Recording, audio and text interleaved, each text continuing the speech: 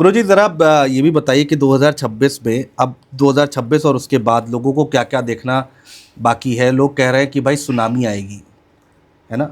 लोग कह रहे हैं कि कुछ अग्नि से जुड़े हुए कांड होंगे।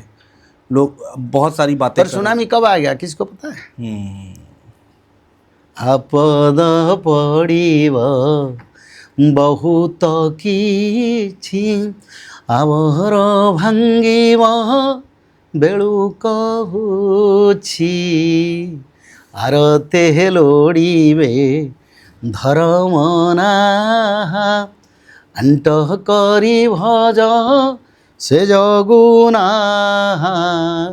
अतिरिक्त मास पक्ष रे अमावास्या संक्रांति एकत्र पड़िब बहुवार कर लक्ष्य जे। ये भविष्य मालिका में मैंने भविष्य पुराण में सब लिखा हूँ, कब सुनामी आएगा कब नहीं आएगा। शास्त्र में ये शास्त्र का पंक्ति मैंने यहाँ उद्धार किया जी। जो उड़िया में लिखा है। जी। यानी किसी का गर्व प्रभु नहीं रखेंगे। अमेरिका गर्व चूर्ण हो चुका है अभी। हाँ। उनका गर्व जो था मैं 15 दिन में ईरान को विजय लाभ कर लूँगा, उसको घुटने पर लाऊंगा, कर पाया? ऐसा कुछ नहीं हुआ। उनका प्रधानमंत्री को मार दिया। हाँ। पर कुछ कर पाया? ना। युद्ध रोक पाया? तो अभी उनके देश में उनका विरोध का संबंध होना पड़ता है। जबकि गुरुजी कोई बराबरी नहीं है। हम लोग देखें तो अमेरिका के आगे क्या है?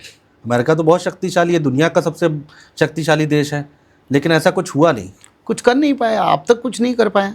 हाँ, किसी को मार देना तो छोटा बात है, पर किसी देश को विजय करना सबसे बड़ा बात होता है। हाँ, ठीक बात है। तो इसीलिए देखो, किसी का गर्व कल की नहीं रखेंगे, ये लिखा है। और जब अमावस्या संक्रांति एकत्र आएगा, उसका बाद समुद्र में सुनामी आएगा और समुद्र किनारे लंघेगा। कब लंघेगा? ना भाई सिपाहा चेमिन खेलु थीव सिंहासन रे वरुण मक्का मदीना रे घोर युद्ध हेव, ये लिखा है। क्योंकि जो लोग बोलते हैं सुनामी आएगा, कब आएगा, किस परिस्थिति है? क्योंकि मैंने भविष्य शास्त्र में उसको पढ़े और बताए। इधर उधर बताने से कोई लाभ नहीं, क्योंकि शास्त्र में लिखा है जब वहाँ से संक्रांति पड़ेगा उसका बाद समुद्र में सुनामी आएगा। और जब मक्का मदीना में युद्ध होगा, कोई ग्रह योग हो ना हो, पर समुद्र किनारे लंघेगा और जगन्नाथ क्षेत्र के 22 सीढ़िया पर समुद्र आएगा। तो पहले से मैंने लिखा हूँ। बताते हैं कि जगन्नाथपुरी में जो मंदिर है उसके ध्वज के लिए लोग बताते हैं वहाँ पक्षी का जिक्र करते हैं, एक वृक्ष, वो सब भविष्य शास्त्र में मैंने लिखा, जी, उसको पढ़ के बताते हैं। जी जी जी। वहाँ पर एक वृक्ष है जिसमें आग लग जाएगी तो फिर नहीं, एक वृक्ष नहीं है, इसको कल्प वृक्ष कहते हैं। अच्छा। जो भगवान का स्वरूप है जी। और कल्प वृक्ष मुक्तिदायिनी है। अच्छा। सेवट मोहर विग्रह जहूँ हेले आघात मते बड़ बाधा लागई सुण मघवा सुत से वृक्षरु खंडे बकल जेबे देव छड़ाई मोहर चर्म छिड़ाइला परिमते लागई। भगवान खुद बोलते हैं वो कल्प वृक्ष मेरा विग्रह है। वो कल्प वृक्ष का ही आदि अनंत समय में मेरे स्वरूप के हिसाब से वहीं पर विद्यमान जगन्नाथ क्षेत्र के दक्षिण दिशा पर कल्प वृक्ष है। और कल्प वृक्ष के नीचे बैठने से मनुष्य का मृत्यु नहीं होता है। कल्प वृक्ष को प्रणाम करने से मनुष्य को परमार्थ मिलता है। कल्प वृक्ष में डोरी बांधने से मनुष्य का मनस्कामना पूर्ण होता है। उस वृक्ष को स्वयं भगवान अपनी अंश स्वरूप से सुख पक्षी को उद्धार करने के लिए उसको भगवान बनाए थे, शंकर भगवान की साप से रक्षा करने के लिए। वो वृक्ष अनंत वृक्ष, आदि वृक्ष, जब ब्रह्म प्रलय होता है भगवान वहीं पर वटपुट में वो जल में खिलते हैं। वही वृक्ष ही एकमात्र वृक्ष जिसको प्रलय जल में डूबता नहीं। तो वो वृक्ष में आग लगेगा, ये नहीं भविष्य शास्त्र में हमने लिखे हैं जी। हाँ, उसमें लिखा है एक समय में उस कोई कारण है उसमें धुआं आएगा, अग्नि आएगा, जानोगे दुनिया में विनाश होगा। विनाश होगा। काल जगन्नाथ मंदिर में रक्त का बूंद पड़ा है। जी। इसका अर्थ क्या है? हाँ इसका अर्थ हमारा भविष्य शास्त्र कहता है, हाँ। रक्त छिटा पड़ी बजे रत्न सिंहासने बाबू, रत्न सिंहासने। जब रत्न सिंहासन जगन्नाथ मंदिर में खून का बूंद पड़ेगा, विश्व में रक्त का धार और रक्त प्लावन होगा, मनुष्य का बहुत मृत्यु होगा, ये लिखा है। तो अच्छे संकेत नहीं है गुरुजी फिर? संकेत तो बिल्कुल अच्छा, हम तो बड़ा आनंदित थे। भकत सुमेल होइए कठोल खंडगिरी पासे जीवे अनंत मूर्ति दर्शन करीण सर्वे सर्वंकु चिन्हिवे। अनंत जे देव गोपाल मूर्ति उदय जे वन स्थान गुप्त खंडगिरी ताहाकु जानिबु सेठारे आम्भ विश्राम।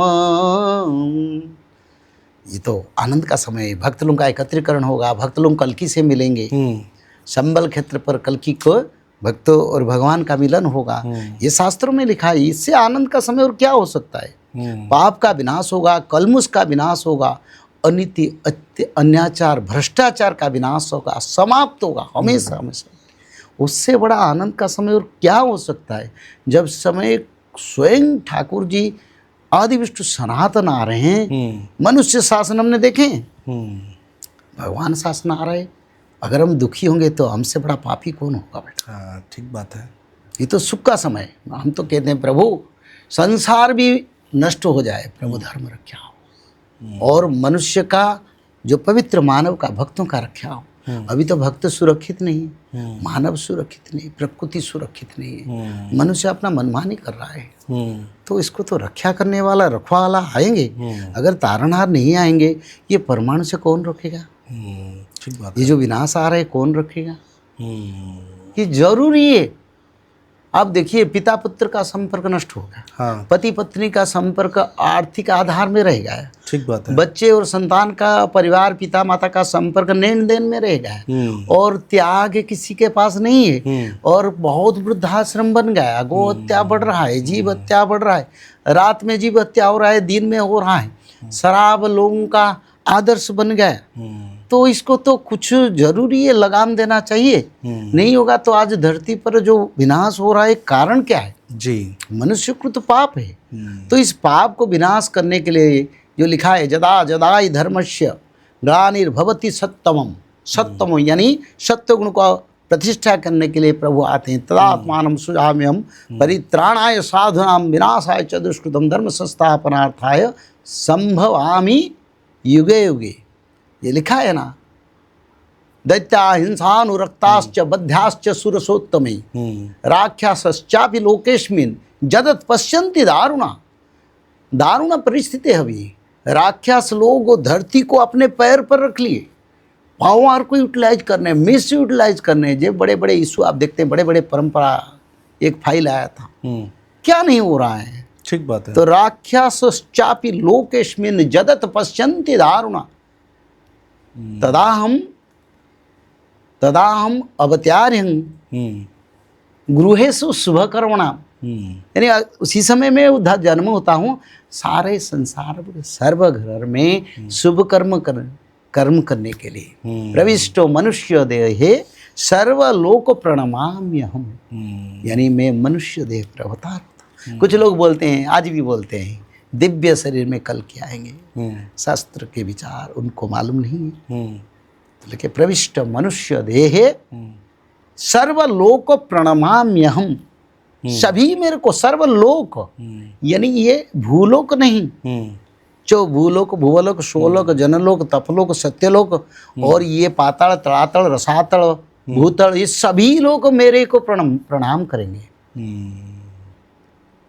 तदा हम अवतार्यं मनुष्य देह, मानव शरीर में कल के आएंगे, कल की कोई दिव्य शरीर में नहीं आएंगे। अच्छा। और अभी राक्षस लोग धरती को कराहत कर लिया, अपने पावन में रखें, चारों ओर दारुण दुख दिखाई देता है। ठीक बात है। आप देखिए ईरान इसराइल में कोई युद्ध करे किसका विजय हो, हमको कोई विचार नहीं। ठीक हमको है। एक विचार है, क्या? छोटे बच्चे क्या क्या, साधारण मनुष्य क्या क्या, वो क्या कोई शासन में है ना, वो कोई नीति निर्धारण करते, उनके ऊपर क्यों? हाँ, वार करना है तो तुम्हारी जो संप्रदाय है, जो तुमको लड़ाई के लिए ललकार है, उनको करो। उसी देश के नागरिक क्या क्या दोष है? सही बात है। चाहे कोई धर्म का हो, कोई मजहब हो, लोगों को 15 दिन से भोजन नहीं मिल रहा है, पानी नहीं मिल रहा है, कोई धर्म मजहब हो, जो भी हो, मानविकता भी होना चाहिए। जान जा रही है सबकी। हाँ, तो ये क्या है, छोटे छोटे बच्चे क्या करते हैं, उनका क्या दोष है? ठीक बात है। तो इस समय भगवान नहीं आएंगे तो मनुष्य तो मनमानी कर रहे हैं। हाँ, वार करो। महाभारत युद्ध हुआ था जब किसी देश के ऊपर युद्ध थोपा नहीं गया था, सब सैन्य को बुला गया था एक स्थान पर, और वहीं पर सैन्य के बीच में लड़ाई हुआ, और जिसका विजय प्राप्त हुआ, धर्म का विजय प्राप्त हुआ और धर्म का रक्षा हुआ, तो सृष्टि पर राजसी यज्ञ हुआ। तो ऐसा होना चाहिए। शास्त्र यही कहता है। शास्त्र का अर्थ तुम्हारे साथ सैन्यों का सैन्य क्या लड़ाई, मनुष्य का क्या लड़ाई, धन जीवन का क्या लड़ाई, इसको तो कम से कम विश्व में कोई देखना चाहिए, कोई देखने के लिए। ये लिखा है ना, राक्षसश्चापि लोकेस्मिन् यदत पश्यन्ति दारुणा, यानी राक्षस शासन के कारण सारा और दुख दारुण परिस्थिति आएगा, इसीलिए मैं मनुष्य शरीर में आऊँगा और शुभ कर्म सृष्टि करके मानव का रक्षा करूँगा। कल की अवतार होना ही होना है, इसको कोई टाल नहीं सकता। हो चुके हैं ना, मैं बताता हूँ ना, आपको बताया ना। शास्त्र क्या कहता है, जगन्नाथ क्षेत्र से नील चक्र से ध्वजा गिरेगा, कल के अवतार होंगे। नील चक्र से ध्वजा 2005 से गिर चुका है, कई 50 बार, तो कल के अवतार कैसे नहीं होंगे? हाँ, बोले हमको दिखाओ। भगवान तपस्या में दर्शन देते, भक्ति में दर्शन देते, अनुभव में दर्शन देते। ठीक है। हाँ, इतना मैं कह सकता हूँ। उत्तर प्रदेश की मुरादाबाद संभल कल्कि के धाम बन रहा है, और वहीं पर कल्कि का प्रकाश और जन्म का क्षेत्र है। मुरादाबाद और संभल में? हाँ, यूपी के संबल ग्राम मुख्यस्य ब्राह्मण्यस्य महात्मन भवने विष्णु जसस्य कल्कि प्रादुर्भविष्यति श्री भगवान वासुदेव संस। संबल के बारे में लिखा ना, श्री भगवान वासुदेव संस संबल ग्राम प्रधान ब्राह्मणस्य विष्णु जसो गृहे अष्टगुण वर्धी कल्कि रूपी समन्वित कल्कि रूपी लिखा है। तो संबल डिस्ट्रिक्ट में भगवान है, पर उनका पता नहीं है। पता कैसे नहीं मिलेगा? पता शास्त्र में लिखा है। हाँ, भविष्य मालिका इसको लिखे। हाँ, चोर प्राये अम्भे अवनी भ्रमी वो चेता कराई वाह पाई। यानी भगवान कल्कि चोर की तरह छुप छुप के भारत भ्रमण अभी कर रहे हैं, विश्व भ्रमण कर रहे हैं, और मेरे प्रभाव से कल्कि कहते हैं लोगों को चेता मिलेगा, लोगों को एहसास मिलेगा कुछ होने वाला है। भविष्य पुराण का भी प्रचार होगा। अच्छा। और भविष्य पुराण को सुनकर पढ़कर लोग कल्कि की ओर चले गए। बड़ी बात है ये। और ये हमें लगता है कि जल्दी देखने को मिल भी सकता है, कोई बहुत बड़ी बात नहीं। प्रभु जी को दर्शन करना इतना मुश्किल है। 2032 में कल्कि प्रकाश होंगे। 32 से 34 के आसपास आप बता रहे थे कि नहीं, कल्कि का प्रकाश 2032। हाँ, शास्त्र में लिखा है। हाँ, कब होगा मेरे को मालूम नहीं, क्योंकि ये लिखा है 28 अंकरे प्रभु प्रकाश हुई। अंक यानी उनका उम्र, कल्कि भगवान को उस समय 28 उम्र होगा। 28 होगा। हाँ, 28 अंकरे प्रभु हुई प्रकाश। तो 28 अंक यानी अभी कल्कि को 5 के बाद जन्म होगा तो 20 साल है। 20 साल। मैं 8 साल कैलकुलेशन करता हूँ। 2032 को ठहराता। ये तर्क समझ में आता है। बट जी, सारी भविष्य मालिका की भविष्यवाणी सत्य हुई है या फिर कुछ एक दो ऐसा भी हुआ है कि खाली गई? देखिए, ये भविष्यवाणी नहीं है, शास्त्र है। स्वयं भगवान मुख निश्रुत वाणी, इसमें कहाँ परिवर्तन होगा? जो दुनिया को बनाया, ये धरती को किसने बनाया? भगवान ने बनाया। धरती जब प्रलय जल में पतित था, हिरण्याक्ष ने इसको अपहरण किया था, तब प्रभु बराह रूप धारण किए। भसती दसन शिखरे धरणी तव लगना ससिनी कलंक कलेवनी मग्ना केशव धृत सुकर रूप जय जगदीश हरे। जगदीश जगन्नाथ कल्कि महाविष्णु, ये धरती को प्रलय जल से उद्धार करके कक्षपथ पर स्थापन किया। कहाँ मनुष्य सभ्यता का सृष्टि होता, कहाँ मनुष्य रूप आएंगे, कहाँ ब्रह्मदेव आने की था, सब तो गोविंद ने की। और उनकी वाणी में परिवर्तन कहाँ होगा। मनुष्य का ये एक धृष्टता है, ये एक गलत सोच है, ताकि भविष्य मालिका क्या सब सच्चे। अरे भविष्य मालिका भगवान के मुख हो ची बोली, ये उड़िया में लिखा है जी। क्योंकि अच्युतानंद ने इस शास्त्र को लिखने से पहले बोले ये मैं कह रहा हूँ, ये मेरे वाणी नहीं है।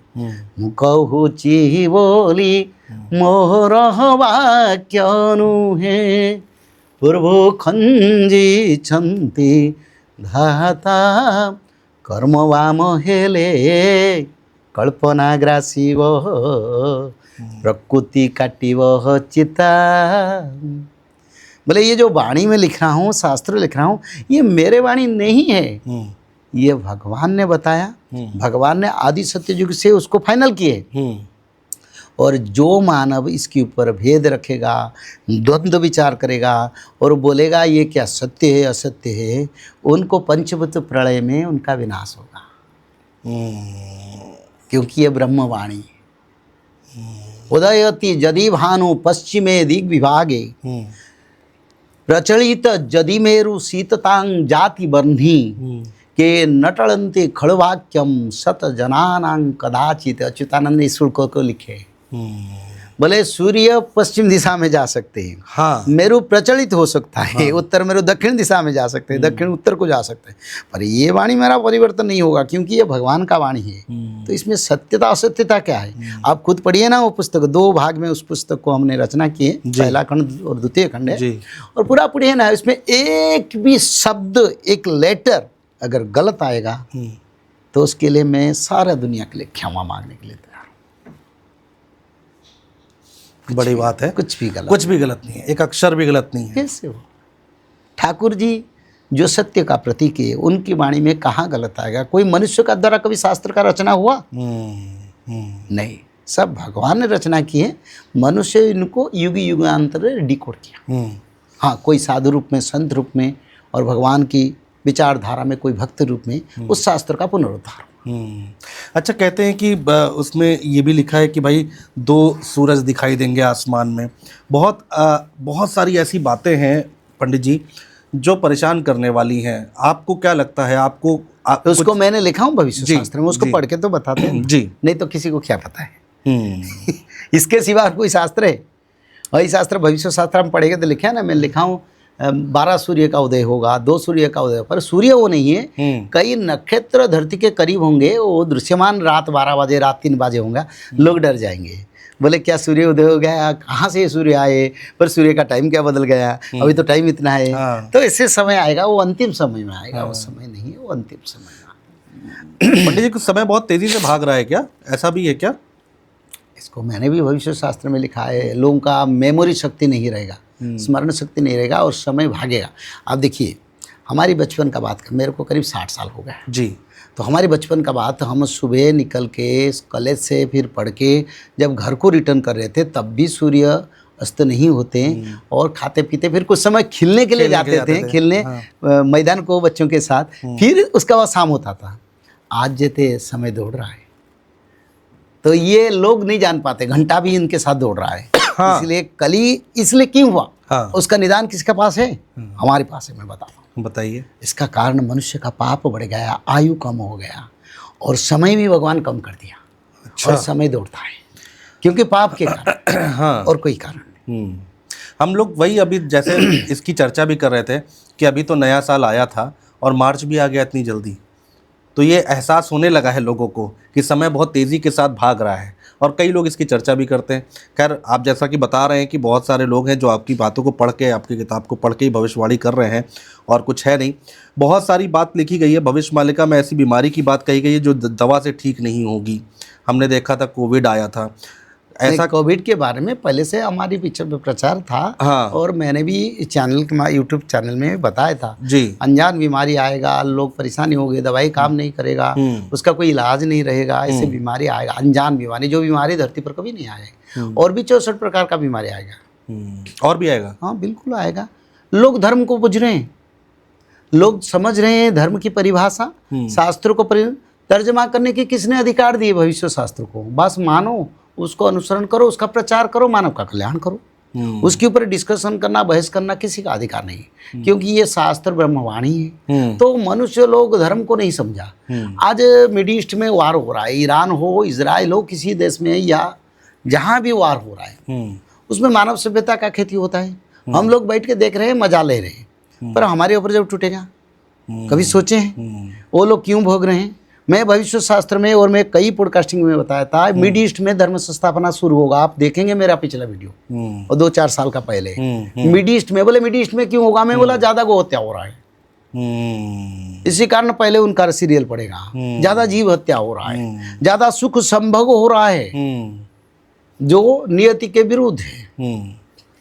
तो ये फिर भारत की ओर आएगा, फिर भारत में विश्व युद्ध होगा, सारा चाइना में होगा, अमेरिका में, इंग्लैंड में होगा, सभी देश लोग जब परेशानी हो गए, सब लोग तो तमाशा देख रहे हैं। सीखे क्या मानव सभ्यता? सीखना चाहिए, धर्म को आना चाहिए, जीव हत्या को विरोध करना चाहिए, भगवान के शरण में रहना चाहिए, तब तो उद्धार होंगे। नहीं तो हमारी ओर भी आ रहा है ना, एक वायु अगर प्रचलित होता है, वो वायु घूम घूम के उनका महक छोड़ता है। और जो वायु यूरोप में हुआ, यूक्रेन में हुआ, आया वेनेजुएला, वेनेजुएला से मिड ईस्ट, एशिया तक आने के लिए कितने समय लगे?